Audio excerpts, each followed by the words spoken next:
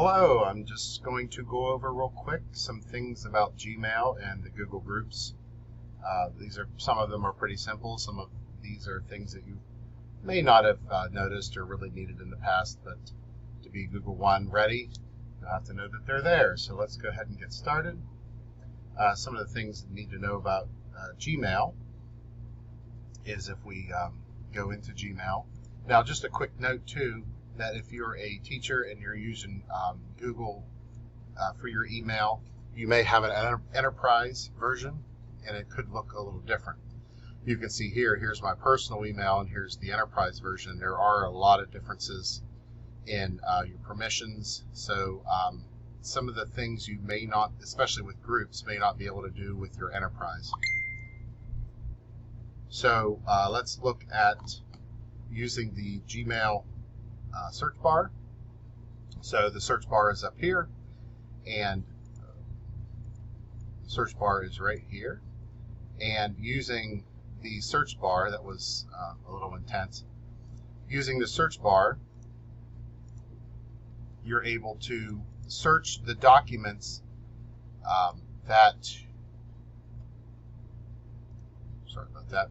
you're able to search the documents that are within your Gmail account. So let's just say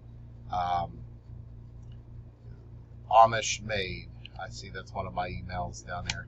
So Amish Maid, and I can view the emails from Amish Maid, keyword, or from the sender, depending on what's in your mail. Right?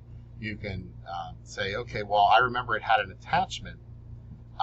It's from the last 7 days, or you can extend the filters to mean, or to say it's from a certain person, to a certain person, exclude promotion, so your junk mail won't be included. And then you can also set the date, so older than a year, 6 months, and so on, or a custom range where you can specify the exact dates that you're looking for. So that's pretty self-explanatory, I think. You also have this option here for to extend options within this condensed view. Has attachment, don't include chats, things like that. So just play around with that, and your school email is going to have more, I think, stuff that you're going to be able to search for than this personal email of mine is more just for junk and stuff that I don't really need necessarily. So let's continue. We created a filter up here looking at the search bar. I showed you all of this. So creating a filter is something that they might look at or ask of you in the Google the Google Level 1 certification. I'll put your attention over here to the left-hand side. We can create labels. So let's create a label, Google One. And we can also put it under an existing label. So if I wanted to put it under notes, I can create it and it'll be a subsection within the notes label. Or if I just want to create a label itself, a standalone label, then that's what I'll do. So I created it, and you can see here it says Google One. Now you can do one of two things. You could say, okay, my Home Depot order has been delayed.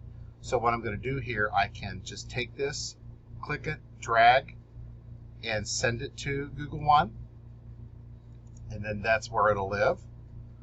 I can select it and say, okay, I'm going to add a star, mark as read, filter messages like these, mute, forward as attachment. I could also remove the label Google One, and it'll send it back to my inbox, or at least it should have. Maybe it went to my archive, but that's okay. My Home Depot, where is it? I don't know. My Home Depot email, so I'm going to search Home Depot. Look, my order has been delayed. That's from today. So let's click on that. Uh-oh. It's going to be delayed. My pressure washer I've ordered. So they're going to get on that, and hopefully I'll get it soon.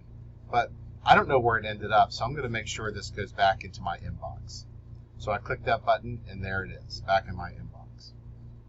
So there's another feature other than labels on Gmail, It's called Chat. Now, of course, depending on your version, whether it's your personal or an enterprise version through school, this may or may not be enabled, but that's why I'm using my personal. So if we go to Chat, this is an area where you can create chats talking about certain things, just like a chat bar here on the side. If you look at my enterprise version, I'm going to move this one out of the way. You can see that I do have a chat over here, and this allows me to chat with people within my enterprise, just like an old school chat room, being able to create a chat and then adding people. Let's say I'm going to add Jen Miller, and we are going to chat with Jen Miller about something. I am creating a video, and hit enter. I can upload videos. I can upload different files to show Jen within the chat. So I'm going to create that file, and I'm going to upload it there. I can react with emojis, and it's just like pretty much you're texting somebody, but within the email. They're going to get an email alert that they got a chat notification. Now, one other thing that I want to talk about is groups. So depending again on your version of Gmail, we're going to, you might see groups over here. You might have to go to the waffle. It's called a waffle, the little